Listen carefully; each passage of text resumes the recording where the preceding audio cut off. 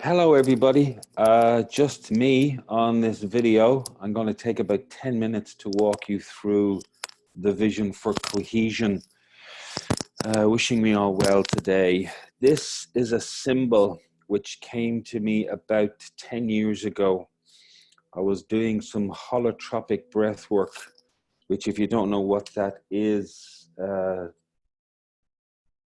Stan Groff invented a process where you breathe into yourself very heavily for 20 to 30 minutes, and then you'll end up in a trance. I did that in a very safe space in a container, the Wisdom School, actually, in Knysna in South Africa. And at the end, they gave us a sheet of paper and some colors. And I picked up the colors. I stayed in the trance, and I just produced this symbol. And I had no idea what it was, but I've been using it as an image of my journey into a soul space for the last number of years. And only in the last couple of weeks has it become clear what it could be. So we are a community, and the community operates in service to conscious leaders who deeply desire to lead conscious organizations. I've worked with about 10,000 of them in 20 countries in the last 12 or 13 years. So I do have some experience of what they look and feel like, who they are, what they want, and how to help them. And by doing that, once we help the leaders, we then help their followers, the executives, the managers, their staff, their clients, and their systems. And so I, over the last number of years, have been building an integrated product set to work from the chief executive right to the tea lady, working with leader maturity, working with executive resilience, working with group cohesion, training guides how to run circles from the system, and taking all that data, putting it in a dashboard, linking it to the profit and loss account on the balance sheet.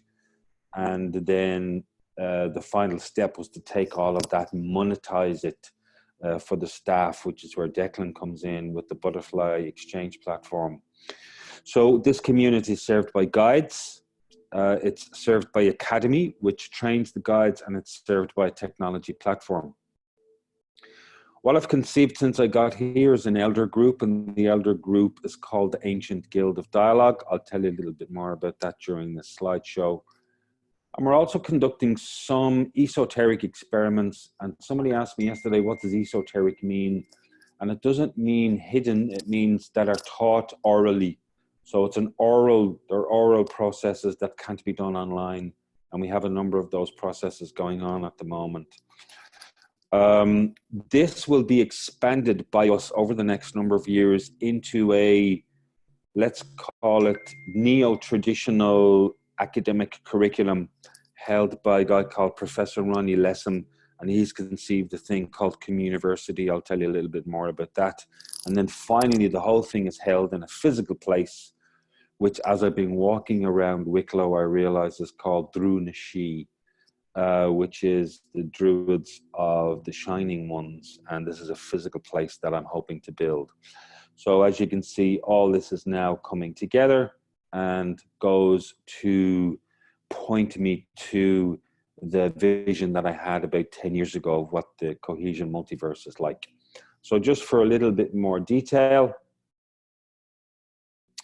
these are the examples of the kinds of organizations that we are dealing with since I came back in Ireland. There are lots more in South Africa, but this is the Irish diaspora. And what is a conscious leader? Well, a conscious leader is one who sits in the C-suite, who's willing and able to invest in transformational development through dialogue. On top of that, they're ready to undertake a deep ego maturity process, which helps them with their action logic, with 2 dialogue guides, and those dialogue guides are male and female, which, as you've noticed, we're building parity between the men and women in the community. And that leader needs to be committed to funding, leading, and sustaining a cohesion project in their organization. And that can take anything from a half day, where we do a demo, right to a 60-day or a 90-day or a 6-month process in the organization. And that leader really needs to be willing and able to undertake an extensive practical, and if they so choose, an academic journey of self-discovery, other discovery, system discovery as part of their own research and development. So we help our leaders also follow an academic path should they so wish. And they really need to be able to influence their peer leaders by modeling an example. Now, this is not for everybody. Simon Sinek says some of his work is really only for about 25% of the population, although it may even be less. So 15% of the leaders in any large organization will be the kind of leader we want to talk to in relation to this. So the leaders have followers. So these are the executives and the managers and the staff.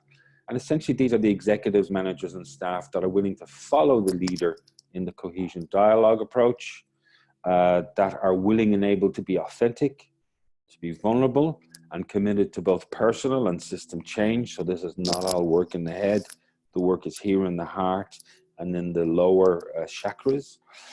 They are capable of seeing that their own thoughts and actions are part of the systemic incoherence. So leaders recognizing if they create the problem, well, then everybody is part of the problem. On top of that, that they are committed to learning new ways of gathering, new ways of thinking, new ways of proprioception, which is thinking about thinking and dialoguing together.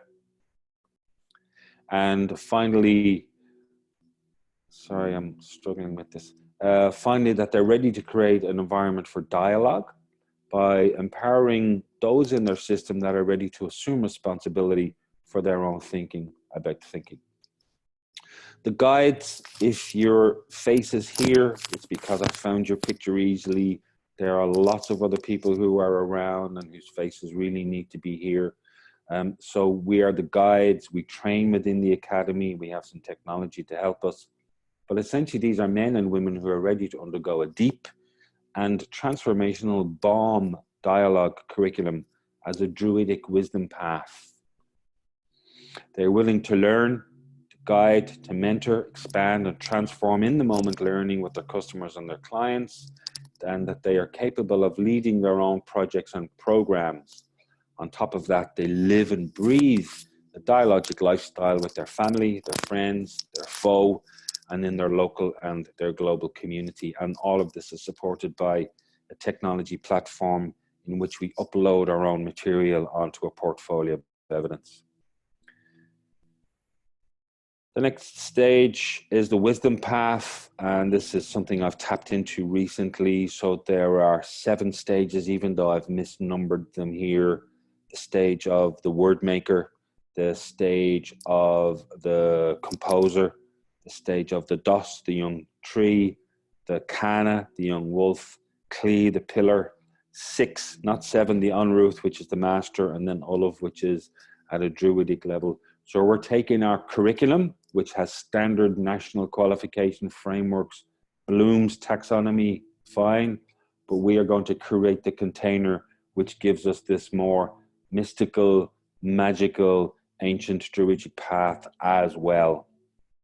The Ancient Guild of Dialogue is a collection of male and female elders from all over the planet who can hold the past. Ned Kelly, for example, who can hold the present. Dave Strum, for example, and to behold the ancient future. And I've asked Thomas to look at that in a dialogic container, both virtual and physical. And these elders are willing to explore beyond their wisdom and their knowledge in order to prepare guides and leaders for the unmanifest and for the implicate world that we all manifest and live in daily. Also, that they are capable of uploading their curricula in the context of downloading with their peers through their own deep sense of humanity and legacy and giving back. So they really are beautiful elders. These are the 2 esoteric projects we're playing with at the moment. The first one is called Alchomorphosis. It's a music project. The second, Lazarus, is a project which is designed to end heroin addiction in a Dublin shelter. But these are under the radar projects, and they're inside our circles because these guys need some protection from us and from the greater world. So Alchomorphosis is a couples relationship project, and it uses music as a dialogue between couples. And Lazarus is a project that aims to help end the scourge of heroin addiction in the Dublin shelter community. The community headed up by Ronnie Lessem, who I met in South Africa, Alexander Schiefer, plenty of material on this online. They are recreating a completely new form of PhD structure based on activating integral frameworks. And this is all held within technology designed by Darren Vandenberg. And I hope to validate this with Griffith College once we get back into physically meeting people as soon as this travel ban is over. But it's a community-based innovation and critical PhD system. And it's about awakening integral consciousness for educators, for researchers, for catalysts, for stewards, for facilitators. And the technology is called Passion for Performance, which is an online portfolio of evidence. Finally, we have the physical place in which we're going to put all this. This is the dream I had in a lodge in 2012, Drún na Siad. On the top right-hand corner is the overview. It's a circular space. The next image is that it's going to be built in the ground. And at the bottom right-hand corner, I've seen a physical space that is for sale here in Wicklow that I would like to acquire. And it's in the village of Animo. So it's hopefully it'll be a 20-hectare eco-residence, and Wicklow will be the blueprint for when we recreate these in different parts of the world. It'll be a place for guides. It'll be a place for the community. It's a place where we will dialogue, a place where we'll build the dialogue lodges. It'll be a permaculture site. We'll hold our academy here. We'll hold our community here. Our residentials will be here. Eventually, once we build some accommodation, and it'll be our place of research and development for dialogue as a whole. And I think that is it. So hopefully this gives you a sense of the vision that's been growing for the last 12 years in South Africa and for the last 12 weeks in Ireland. And my sense is that between now, 2020 and 2050, we'll be able to deliver on all of those. There will be many people coming and going in the community, but if I live this long, it's my plan to be here to support everybody through this process. So I hope this gives you a sense of what we're doing. Thank you for listening, and I hope to see you in virtual and physical circle very soon.